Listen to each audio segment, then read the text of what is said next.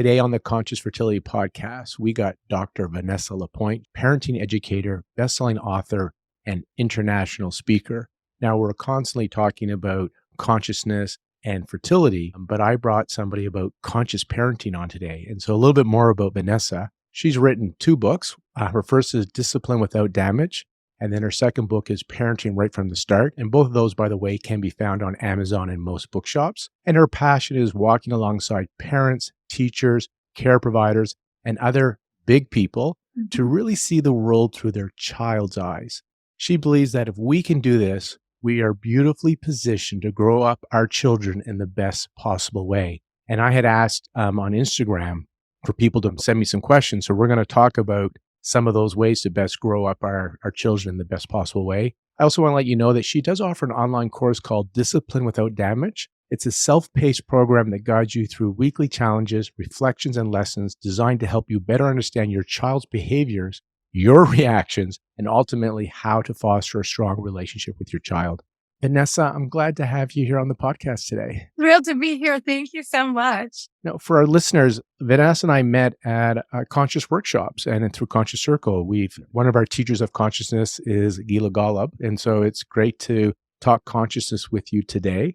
I want to give you a little premise of what the podcast kind of is about or why I've been doing this. And then you're going to see why I wanted you on as a guest. I had heard that to heal the world in one generation, if we attach to our children, then in one generation, the world would heal, meaning that these children wouldn't need to cut, suicide, drugs, and gangs. And so I thought we'd go from conscious fertility to conscious conception to conscious pregnancy to conscious parenting.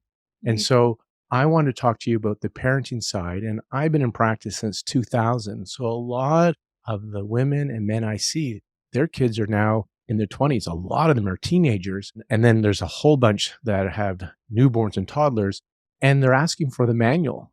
And I thought you'd be the right person to talk to. So, oh, wait, there's a manual? I want it too. yeah. So I thought it'd be nice just to start off with, you've written those 2 books. Discipline Without Damage, and then the next one, Parenting Right from the Start. Is there a reason why you wrote the second? Like, did you learn something? Is there a new experience that you had to update your book? I'm curious. That's such a great question. And when I wrote the first book, I was in the throes of still really figuring out what it was to be in my profession, what it was to be a mother, what it was to be a wife. There were a lot of things happening. I was well schooled in all of the world of psychology, which is quite a traditional world once you're immersed in all of it. And notably, the title of my first book is called Discipline Without Damage. Whilst I was writing the final chapter of that book, it was a Sunday morning. The final chapter was due to my editor by the following day. And I was, really under the gun in terms of the timeline. And so I had pulled myself up in my home office to finish that final chapter of the book called Discipline Without Damage.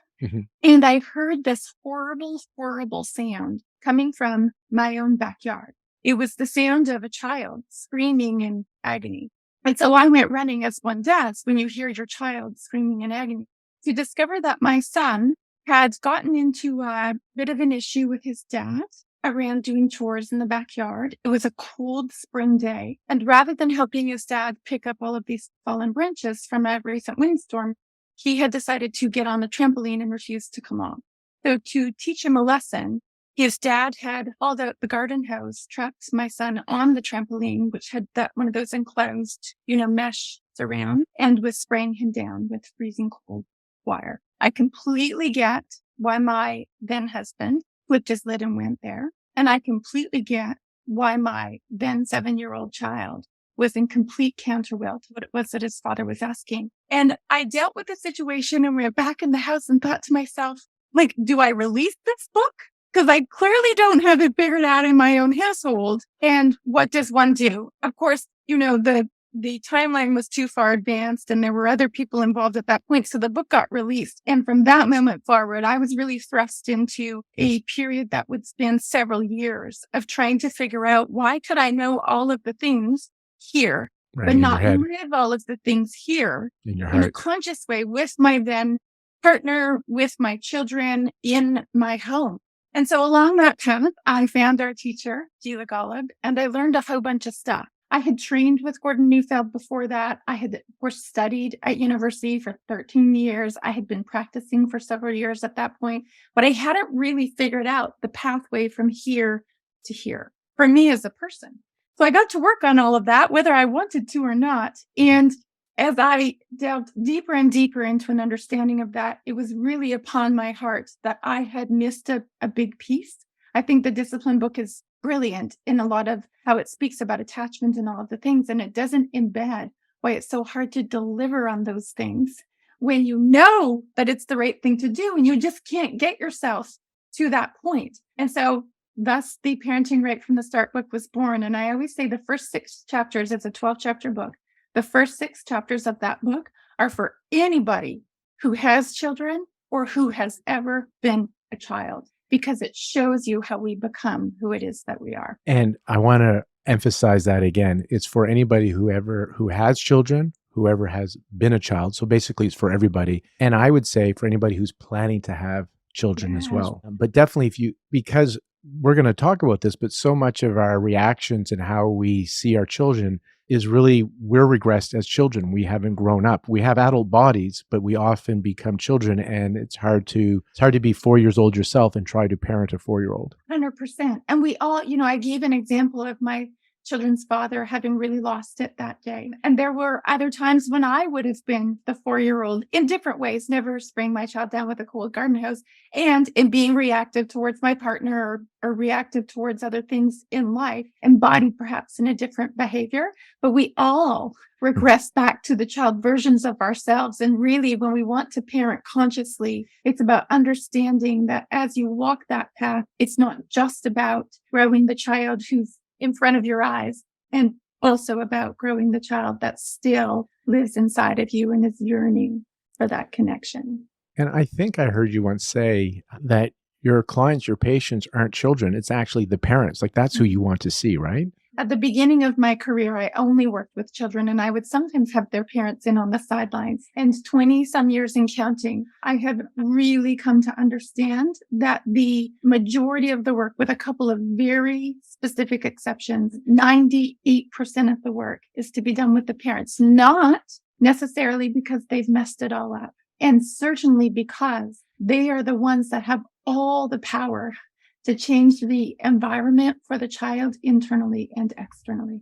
And, when people come and do their work, I know in my practice, and you have this, when they come into what I call conscious work, they often report that they're noticing their husband's behavior is different. They're noticing their children are different. And I share with them, it's because they've shifted and they're like a Wi-Fi broadcast, and that's impacting their children. I think we're getting ahead of ourselves. I would love you to define something actually when we talk about, I call it conscious parenting. And I've heard you use the term, and it connects to discipline as well. There's the developmentalist and the behaviorist style of raising children. Can you kind of just share why some of us are regressed or we have our issues today, and how you see parenting style that allows you to connect with your children? And I think that would be a great way to start, because I'm calling it conscious parenting, but I think you use the word behaviorist and developmentalist often.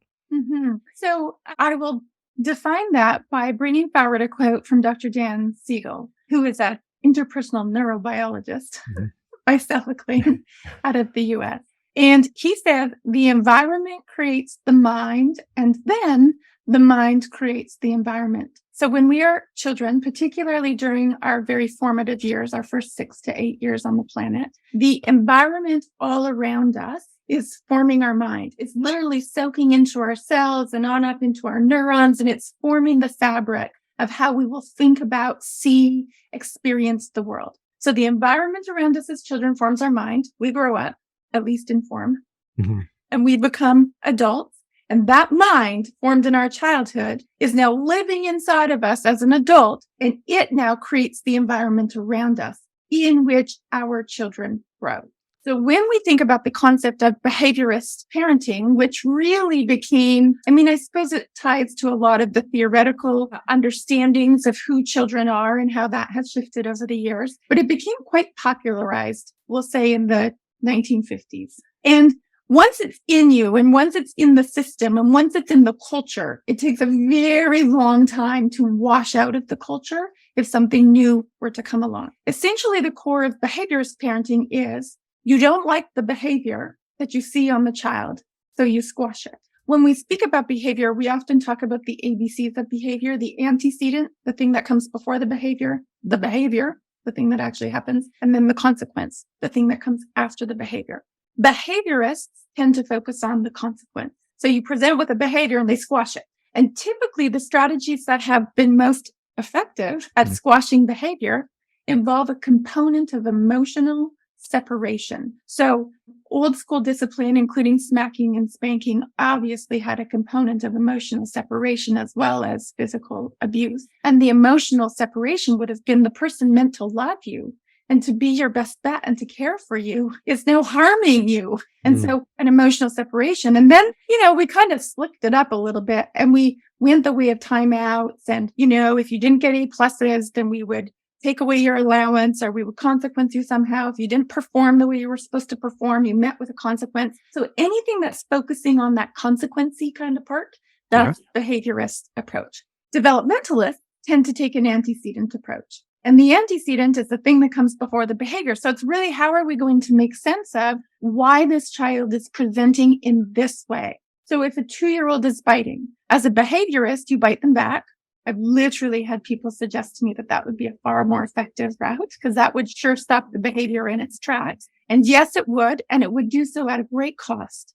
The cost would be that you had introduced this concept of separation into your child's life at a very young and tender age. And that's not something that we would advise. So the behaviorist would come at it with a consequence. The developmentalist would think, 2-year-olds are still very orally focused in the way that they understand the world. And when they get dysregulated, because, somebody has the toy that they want or whatever it is, they tend to express that via an oral route. They use their mouth. And if you've ever watched a 2-year-old bite, as soon as they get their teeth into the flesh, it's like they're stimming out. It's like Right. like they literally are getting settled by that experience. And so we want to understand, okay, you know what? 2-year-olds bite because they're 2. And so whose job is it to take care of that situation and create an environment that will support that little 2-year-old and the children around the little 2-year-old who might be getting chomped on? If you have a 12-year-old who doesn't want to do their chores and gets really reactive and starts talking back at you and sassing back at you, for us to understand, where does that come from? Is that because they're 12 and it's their job right now to start pushing away from you so that they can individuate and step into the world and become their own person? And if so, it doesn't mean that we allow for that all to play out unchecked. And it does mean that the way that we would respond in terms of putting boundaries and expectations in place would be one full of firmness and equally full of kindness so that the child wasn't getting squashed. So I want to kind of summarize a bit what you've said and even unpack it. So you had shared that, when you're talking about the 2-year-old, a lot of the stuff that we do is there's this separation, which is quite scary for a child because as you said, we're their best bet. We're supposed to keep them safe. And we now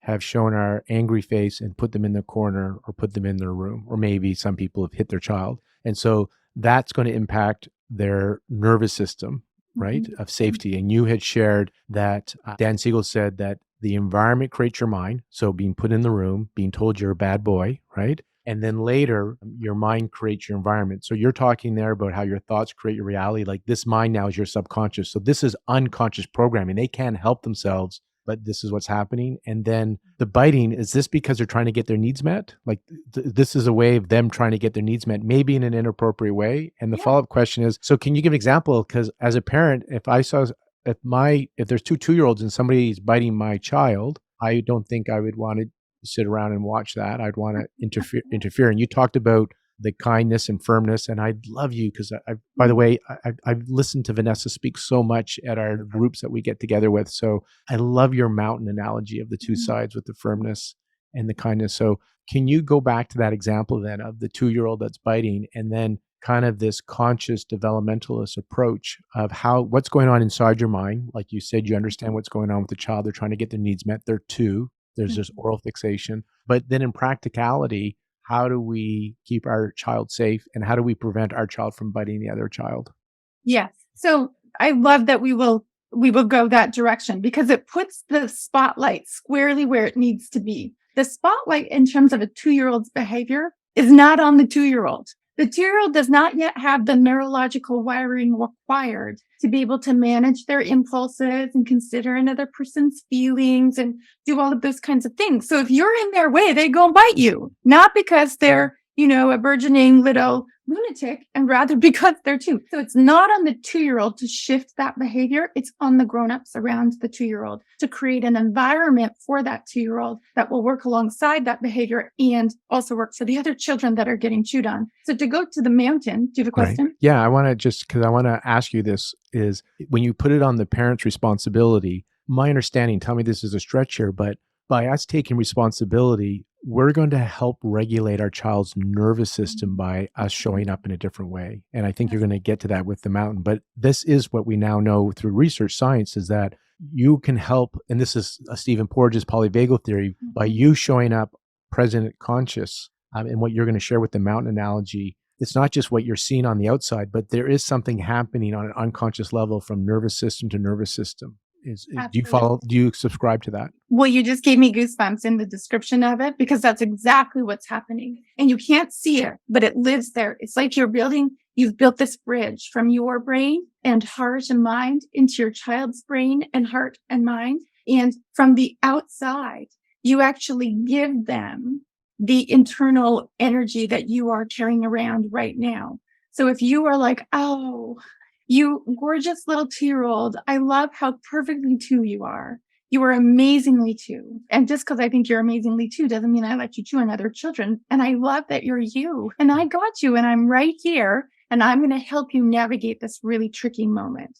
So it is about that energetic ability to be able to co-regulate with the child, whereby the grown-up is extending their nervous system to the child so that the child gets to be settled and sorted and knows that all is well in the world and they can continue to emerge and become who they're meant to become. And why we have to do our own work, because while your child's having a temper tantrum or biting a child, to be able to do that means you have had to have done your work so you can stay present and regulated for your child. That's right. Otherwise, you get triggered and then you're two with the child. You are the 2-year-old, and 2-year-olds don't do a really great job of growing up other 2-year-olds, turns out. So, I mean, that brings us really beautifully to the concept of the parenting mountain. And if you can imagine it as, like a simple triangle, that the peak of the mountain is really where you want to be because the views from the top are quite spectacular. And yet the slope on either side of that mountain is quite steep. So in order to maintain your position at the peak of the mountain, you're going to need to be balanced by equal but somewhat opposite forces. On the one hand, you're going to need to be kind. That means that you have big heart for your children. It means that you put the bar where they can jump so they're not constantly tripping over it. So you get the 2-year-old's bite and you really understand that from a developmental perspective. It means that you are generous with your children because you know that generosity breeds generosity. And so you're not frightened about extending yourself to your child. And so you have this big sort of heart-centered way of understanding them from a developmental space. That's the kind side. The firm side of the mountain is that you also have boundaries, that you also understand that there are norms and expectations that our children need to onboard as part of living communally in the systems that we exist within, that you are able to establish routines, that you're keeping the child safe by doing so because you create this experience of being held in those routines and in those norms and in those expectations. So on the one side of the mountain, we have firm. On the other side of the mountain, we have kind. The tricky part is that none of us really come into adulthood and certainly into parenthood with that balance perfectly sorted out. In fact, we tend to default to one or the other side. And so if you are a kind sider, as I am, when you're at the peak of the mountain, you look great because you are squishy and warm and lovely and kind.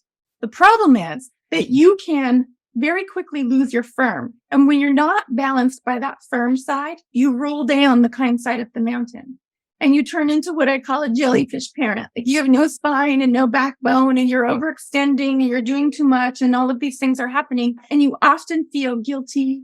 You feel overwhelmed. And sometimes you can become reactive at and towards your children when you're at the bottom of the kind of because you hit your tipping point. This jellyfish parent, I love how you describe it. We think we're doing conscious parenting, but really they're running the show. That we're so afraid for them to feel upset or any discomfort emotionally that we're jellyfish. We have no spine, as you said. There's no firmness. So you're saying that it's okay to say no to a child. Is it? It's okay to not buy them that toy. Yes. So, I'm glad that you brought that up, because I actually have experience through my own work with clients and families that there is huge misunderstanding about that part in the gentle, respectful, conscious, developmental attachment parenting world, where we think, oh, we're supposed to be all warm and fuzzy all the time and we can never upset the child. And so we must, swim around as a jellyfish at the bottom of the mountain. And then I end up with these parents who are frazzled. And the telltale sign is resentful of their children, because essentially in their overextending of self, they've been codepending their children, and it really creates a backlash. Okay, you got to give our definition of codepending your child. Then what does that mean or look like? So I will borrow Gila Golub's definition for the purposes of this discussion. Codepending is not speaking or doing your truth for fear of upsetting the other, and then they won't love you. So as a parent, you don't put the boundary in place. You don't hold your ground. You don't say no because you don't want to upset your child, because then they might not love you. And I think you subscribe to this idea on this planet. It's our job to love our child, but it's not our child's job to love us. There is a definite hierarchical nature to the parent-child relationship, not in a yucky way, in a caring way. And the parent is here, the child is here. It is the parent's job to hold space for the child. It is not the child's job to hold space for the parent or to provide for the parent their emotional needs. It goes one direction and one direction only. I remember once when my youngest was having a temper tantrum and he was screaming and crying because he didn't get what he wanted and telling me he hated me. And I would follow him around the room to be with him. And I was doing the conscious work. It took so much resource to stay present, not take it personally, right? I'm human. And I was still learning. And I remember saying to him, I really get that you think you hate me. And that's okay. I still love you. Whether you like me or hate me, I'll always love you. And then he'd go, I hate you. And he'd move away. And then I'd come next to him again and just say, I'm here for you. I love you. Well, I hate you. It's okay. I don't need you to love me. Regardless, I'll always love you. And then by the end, we had it took 20 minutes of him just crying and screaming at me. And I just follow him around. And then eventually. And you think very present for him and for yourself. And then he eventually leaned into me and just had those good tears, right? Can we model something, or can you model for us? Because again, it's so nice to hear it intellectually, but to really rehearse it. So a common one, I mean, this is one of the ones that's coming through the questions. Your child wants a toy and you're not going to give them the toy and they have a temper tantrum. So how does the developmentalist deal with the kid screaming that wants the toy? Maybe they're in the toy store as well. So, it add a little pressure. You got your peers looking at you, judging you. So, I mean, and that's a very common kind of question. Like, okay, so cool. We can't take things away from them. We can't raise our voice to them. We can't consequence them. We can't, remove the privilege. So like, what do you do? So in that moment when a child is melting down, your job is, you see, the child has flipped their lid. That means they are no longer thinking rationally about anything. They've gone limbic. The cortical layers of the brain where rational thought, logic, and problem-solving abilities are housed no longer function. They're all down in the emotional core of the brain. So you can't appeal to logic. You have to sit with the emotion of it. We got to repeat that. So they've been hijacked. They're no longer whole brain. They're in survival mode. And you cannot appeal to logic. You have to sit with the emotion. Okay. And related to that, you cannot control a child who has lost control of themselves, because our default is like, oh my God, everybody's watching. And so we want to say, stop it. I told you, don't do that. We're trying to control something that is currently out of control. The lid is slipped. They've gone limbic. And a little tangent here. We're in the toy store. We're embarrassed. So now we're triggered, right? That's the key. And so that'll bring us back to the mountain at the end of this conversation. So the child's having a meltdown. You don't have to make it stop. You're not here in the service of all the people in the store. You are on this planet in that moment in the service of your child. And so you get to hear your child. You get to hang on to yourself. We'll come back to that. And hear your child. It's so hard when you get a no, when you want a yes. Shut up, stop talking to me that way. When they're 5 or 6, they may say that to you. You can say, yeah, you really hate it when mommy says those words to you. It's okay if you want to be mad right now. If I were you, I would be mad too. So you're making space for it. There's no resistance to it. And then as a grown up, you might think to yourself, you know what? I don't know that maybe your child's reaching for things on the shelves now and starting to throw and whatever, which kids can do. So maybe that's happening. Or maybe you think to yourself, you have a very sensitive child. And you know that after the fact, your child's going to be horrified that they had this public meltdown, which by about age 4 or 5, they can start to be sensitive to those kinds of things. And so you might think to yourself, you know what? We're not going to stay here and do this. I'm going to scoop my kid out, legs and arms flying, and I'm going to make our way out to the parking lot, to the car, wherever, not as a consequence, but as a way of safekeeping my child who's really having a hard time right now. And the whole time they're going to be saying, I want the toy. And you're going to be saying, you want the toy. And the answer is no. We're not saying mommy's already spent a whole bunch of money on toys for you this month. And so, we're not doing that because that's time to jump into logic and problem solving. We're sitting with the emotion. And that's defending. And I've heard you say over and over again that what you're doing is allowing the child to feel fully seen and heard. And if you start to talk about all the reasons why, that kind of interferes with them feeling seen and heard. So that's what you're doing when you're saying, I really get you want this toy. And if I were you, I'd want this toy. And I'd be really upset if I couldn't have it. You're letting me know that you get how they feel. You're sharing that with them. And yet you're being firm. So there's the kindness part on the mountain. And then you're still holding your boundaries and you're not getting this toy today. That's right. And really understanding for them how hard that is. You know, like it's hard to be 5 and not get a toy, or hard to be 3 and not get a toy. To really get that they're doing the very best they can in this moment, and that is their best. Vanessa, when I don't get what I want, I get frustrated and upset too. I may not, inside I'm having a little temper tantrum. So just for the parents, and the difference between the behaviorists and the developmentalists, or what we would call the conscious parenting, is that's when you start to do consequences and punish them and right. And what you're saying is, it's the situation's happening, the kid's having the temper tantrum, and rather discipline and reward here, like I'll buy you chocolate, just stop crying, right? You're suggesting come alongside them, let them know you really get what's going on with them. So know what your child's going through, and you can still hold your no. Yeah. And to so do it's this, the balance of firm and kind. yeah, But you have to stay at the top of the mountain. Right. You have to stay up the top of the mountain. And to do this for our listeners, it means you have to show up and do your work, because I can tell you that if you just hear this or you read a book on this, you're going to get triggered and you are going to be just like your child. They are no longer resourced, and then they're no longer can be reached. And we regress and we become 4 years old as well. So to be this kind of parent, it still requires you to do your work, which is why you probably like to see the parents, not the child. 100%. And in that moment, like if you're going to fall down the kind side of the mountain, you're going to be like, fine, I'll just buy you the toy. Like, stop it. It's fine. Like, here's the toy. Let's just go. And if you're on the firm side, you'll slide down that side of the mountain because you'll lose your kind, and you will become a bully. You'll start to yell. You'll start to shame. You'll start to threaten, all of the things. And so that also is not going to settle your child. It may shut them up, but it won't settle them. And you will pay for that down the road in the sense that the relationship has been ruptured. And also the child missed a brilliant opportunity to have an experience of being regulated in a moment when things got kind of topsy-turvy for them. The more they experience it, the more likely it is to become part of them and settle into their constitution as they grow into adulthood. It makes me think about, as parents, we love our children so much, and we want to put bubble wrap around them. But what I think you're saying is your life, this human experience, they're going to have physical, emotional discomfort.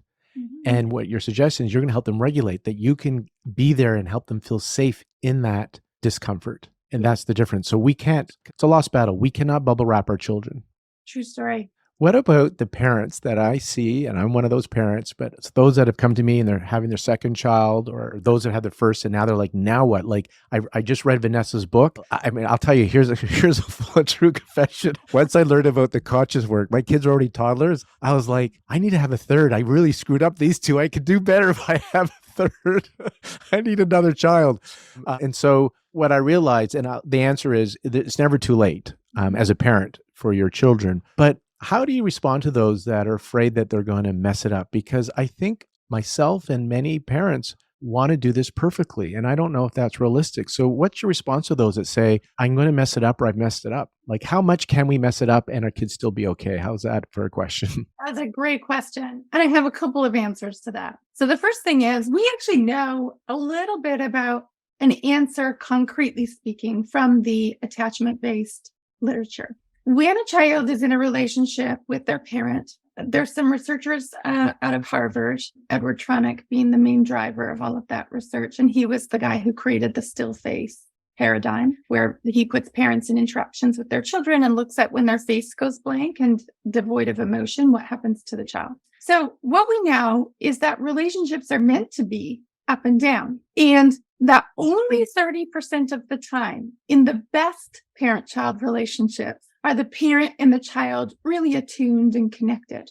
The rest of the time, they're falling out of that attunement and coming back towards the attunement. And all of this is what allows us to develop into this experience of being good at regulating our own selves. Over time, the child, having been regulated enough times from the outside, will onboard that. And that's that kind of flexing of disappointment and upset and whatever, the in and the out of the relationship, is what's going to allow them to grow into that. What Tronick said further was that when it gets problematic, so he calls this the good and the bad. We're in attunement, we're not in attunement. That's the good and the bad. The ugly is when you fall out of attunement and get stuck. And there's no move made towards reattuning to what it is that's going on for the child. So from that perspective, 3-0 and go.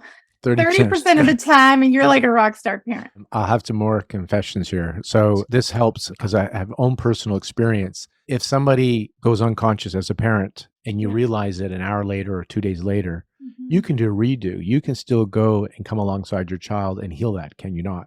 100%. You can heal that from within your mind. Yes. Just by a redo inside your mind. And in addition to that, you can close the loop or close the circle with your child. You can head back to your child and say, remember yesterday when you stole brother's toy and I got really mad at you and I had some big yelly shouts come out of me, and that's not the kind of mom I want to be. And that had nothing to do with you, my darling. It had everything to do with me. We are good and I love you. And that's it. Notice that I did not say, I'm so sorry, can you forgive me? Yeah, that's an important thing to emphasize here. And you have influenced me so much because I had that same scenario with my child where I lost it, screamed and yelled. And then I realized I had gone unconscious. I went back, did it in my mind. I found my peace, realized I could do it better. And because I knew I could really do better, I was at peace with it. There was no regret. I just knew I was conscious again. And then I chose to redo with my child, no apology. And I literally said, that's not the dad I want to be. And then really just redid the whole scenario. And you could just see the shift in the face of the peacefulness, right in the child's face, that they're okay, we're okay. And so we don't have to do it perfectly in the moment. Like once you become conscious again, as a parent, you realize, oh my God, I totally went unconscious. You can become conscious again and then come along your child and start to help regulate their nervous system or reprogram their subconscious programs, because you say it all the time. You're their best bet, or what do you call yourself? The alpha mom, or what do you call yourself? Yeah. Don't mess with the great mother. The great mother. That's it. Full of swagger. Or the great father. He's full of swagger. So you can do a redo so we were talking about, can you mess up? So everybody, let's exhale. We don't have to do it perfectly, right? 30%. Yeah. And soon as you realize that you are doing the behavior style and it doesn't feel right, then you can come alongside your child. You're not apologizing. You're just redoing it with your child. Yeah.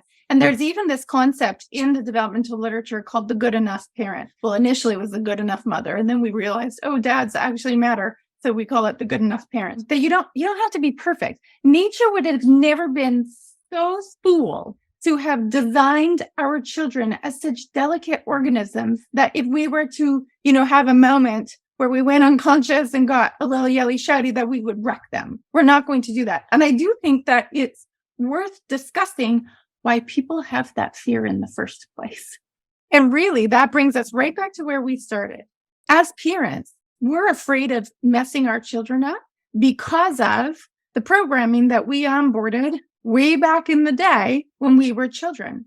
where if we did not perform to standard, if we didn't do it the right way, if we didn't get the right grade, if we didn't have the right behavior, if we didn't, say the right thing or said the wrong thing, that there would be some kind of a reaction. That reaction was typically from the people that mattered most to us, our parents and our other big people. And with that reaction, we felt the separation. That separation, because we are a social species and we depend on our big people they are our very air. We literally, as human beings, cannot survive in the absence of love. Babies will die, even if you water and feed and clothe them. If you don't love them, they will die. So we know that we need it as a life force. And when we get responded to from a behaviorist perspective as children, it's terrifying for us. So we grow up in the knowledge that not being good enough is fatal. It could kill us. And that's how I was brought up. We were all like, no blame on our parents. It's just cultural society. We were raised that way. And so therefore we're very good at unconsciously, maybe even consciously, doing it to our own children. I know because of time, I want to kind of get into some questions that people have sent me on Instagram that they're curious about.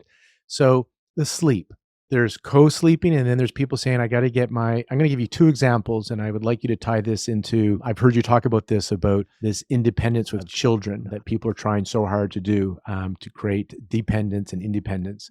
So the scenario is, my child wants to sleep with me, but I think they should be sleeping on their own, and they let them go and cry it out all night. So how does that impact the nervous system? And then just think of the young child that knows how to walk already, but it's like asking for they're putting their arms up because they want you to pick them up, but you're like thinking, no, they should be able to walk now. They're able to walk now. I want you to, from your perspective, from a conscious parenting approach, from a developmentalist approach, can you address those two questions that people are asking of how much independence, what are we supposed to do for our kids? Are we supposed to toughen them up and make them walk and not pick them up? Are we supposed to make them sleep on their own? I will share a cute story with you is when I wouldn't do it this way now, but I did try to regulate my child's sleep. And when he was very young, I was telling him he had to sleep on his own. And he said, but why? You don't sleep by yourself. You sleep with mommy. And I realized our whole life, we are looking for some mate to sleep in our bed with us our whole life, right? And here I am trying to tell my kid to get out. I didn't have an answer. I was like, come on in. Kid outsmarted me. But I was just starting the conscious parenting stuff at that point in time. And I was told, get your kid out of your bed. They should be sleeping on their own. Yeah. I want to know your thoughts on this. Our job is not to raise our children to become hardened, but to become hardy. And to do that, we have to get off this bizarro idea that we have about the concept of independence, because our understanding of independence is fake. It leads to fake independence and, in fact, perpetuates immaturity. What we really want is true independence. And so think about it this way. You gave the example of the child who's just learning to walk.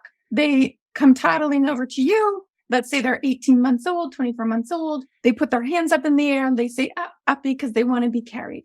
But you've been told you should not do for a child what they can and should do for themselves, right? And so with that understanding, you say to them, you've got two legs that work perfectly well. You may walk there yourself. Now, let's say on the other hand, you've been busy hanging out at Circle with Lauren and I, and you've really discovered this developmental space of approaching child development. And so the child walks up to you and you are so delighted because you love to carry your kid. And they come up and say, uppy, and you go in and you scoop them up and you love them and you're delighted with it. And you tell them things like, I love to carry you. I remember when you were a little baby, I got to carry you all day long and it was so great. Okay. So you have those two scenarios in mind. Now listen to my first question. Which of these two children will first walk there with their own 2 feet? The answer is the child in the first scenario. Okay? And that's the one where you're forcing them to walk. The one that you said you've got 2 legs that work perfectly well. They will walk first. That behavior will happen earlier. That's right. And you'll be sitting there thinking, yeah, like I did it. I got my kid to walk there with their own 2 feet and I'm winning as a parent. Okay, second question. Listen to the difference in language. Of these 2 children, which one will first desire from somewhere deep inside their soul to walk there with their own 2 feet? Yeah, and the key word here is desire. Every single time it's going to be the child in the second scenario. The one that you picked up. They felt safe 100%. and they did it when they were ready. So then it emerges out of them. And that word emergent is what we're all looking for as parents if we really want to raise our children in the best possible way. We want them to emerge, and you emerge when your cup overflows. Now, this is not the same thing as helicoptering, because a lot of people then say, well, that sounds an awful lot like helicopter parenting. Helicopter parenting would be your child's happily wandering around and you go and pick them up because you think it's safer and because you want to carry them because you missed them. So helicopter parenting is when it's born of your need, but developmental parenting is when it is meeting the child's needs. And the same could be said about co-sleeping. We are really, I'm speaking about you and I living here in Canada, in this part of the world. I mean, most other places in the world, co-sleeping is the normalized approach to sleep in a family unit. And so we have these things born out of our incredible love affair with the concept of independence, where we believe our children should do these things alone and, they have to become independent. And if you don't have weight on their shoulders now, they're never have their feet on the ground when they become grown up, all of this nonsense. They're like, follow the guidelines. I always say that. Follow the guidelines put forward by the whoever's. And if you want to sleep with your child, rock on with your socks on. Do it safely. If you've got babies, there are, things that you need to be thinking about with all of that. And your children will one day get up and out of your bed and go sleep somewhere else, maybe with someone else. It will happen. It's like the potty training. Nobody walks down the aisle in diapers. Right? That's right. So we can just get over our fear. That's what it is, Lauren. It's fear. Our fear that we're going to do it wrong. And again, we're going to do it wrong. And then there's shame that there's something inherently wrong with me, or guilt I did it wrong. It comes back to, we have to heal our hearts and minds. And then when we do, we can be present and really see and hear our kids and be conscious for them. I will share with you that this is not easy, as in to be a developmentalist and to be present with your child. And I say this as in, again, I'm full of confessions today. I think when I first started the work, I still saw it as a way to manipulate my children's behavior, right? Fair. I was like, if I really think, if I do this and I attach to them, then they'll do what I want. And what I realized is, no, I really had to work on myself, because you need incredible patience, because they didn't necessarily take out, as they got to teenagers, take out the recycling or do what I ask. And through the work and through that self-love, working on myself, the compassion was there for my kids, where I didn't need them to behave a certain way. I had my big epiphany one day that I needed my kids to be okay, because I'm such a selfish guy that if they're okay, I feel okay. And when they're not okay, I hurt. So really, I needed them to be okay, because it hurt so much when they weren't. And so when they were struggling, I found out how that triggered me. I would go and find my space, do my how to present moment work, the conscious work I like to do. I'd find the resistance would go down. I'd find that relief piece. And then I could be there with compassion. My kid's still struggling, but rather than it causing a suffering in me, because it was triggering my same program that he had going on, now I was able to have compassion, and I was in a place of peace. Why? Because I knew he was safe and I got him. Like he was upset, but there was no survival risk going on there. And I just knew we're going to get through this. And so it really came back to your own work. But I wanted to share is, this isn't easy work. This is, because if you go in there thinking I'm going to get them to behave a certain way, because that was what I was doing, I was like, this is difficult, right? Yeah, it's the road less traveled. And because we still live in a dominantly behaviorist world, you will feel constantly like you're swimming upstream. And so you've got that added sort of piece of challenge that comes along with it. And what I will tell you is that having, walked the path with so many families at this point in my career and my own family, and seeing the difference in those children as they emerge into adulthood, seeing the difference in those children when the path in life does get bumpy, because it does. That's part of being human. That their capacity for resilience and their capacity to come through when they are parented in a conscious kind of way is stunningly different than the kids who fit the mold and did the things and behaved and all of the stuff and were, that facade of independence. It's a devastating path. It leads to so much angst and turmoil, separation and ruptures in relationships, that even though the work is And They were. it circles back to our beginning discussion. I have one last question for you. But at the beginning, we said when they have this separation, when they don't feel safe, they don't feel enough, they're cutting themselves, they're doing drugs, they're joining gangs or suicide. So it may be easier in the toddler years, but later on in life, in the rest of their adulthood life, they have these programs like I have and most adults are running. And this is a chance, like Neufeld said, is if you can attach to your kids now and connect with them, conscious parenting, which means you have to do any work, there's a chance they'll grow up regulated with their needs met. So they don't need to go and join gangs or do suicide to get their needs met because they got it from you. It wasn't easy. We just shared this, but you're only up to teenagers. There's a short period of your life from birth to 19, and then there's a long life after that. So it can be worth it. One last question, and that comes up often, is in my practice, I often see women, we invite the men to come in because we do a lot of fertility. And so it does take two to make a baby if they're in a heterosexual relationship, but still it's usually the woman that comes in. Yes, there are some guys, hats off to you guys that come in. Thank you for showing up. But the question that the women often say was when they start to do this work, read somebody's book like yours, is they go into panic because they're now doing their conscious work and they're consciously being developmentalists, but their partner is still the unconscious behaviorist. And now they're like, do I leave this guy? How do I protect my kid? Now it becomes a stress. So do you need both parents or do you just need one great mother or one alpha parent for this to work for the child? We know 100% hands down from all of the studies on resilience and what it takes for a kid's world to go round, it only takes one, which is not to say that your child will not have to heal from the experiences they have with the parent who's not approaching it from a developmental mindset. And it is to say that they will be able to heal from that because they had their one. It only takes one. And in relationships, it takes two to end a relationship and one to heal a relationship. And so if somebody is doing their conscious work, I will put out there, it's been my experience working with the people I work with. Now I'm asking you as our psychologist here who works from a conscious perspective, you won't get triggered by the unconscious parent if you are fully conscious.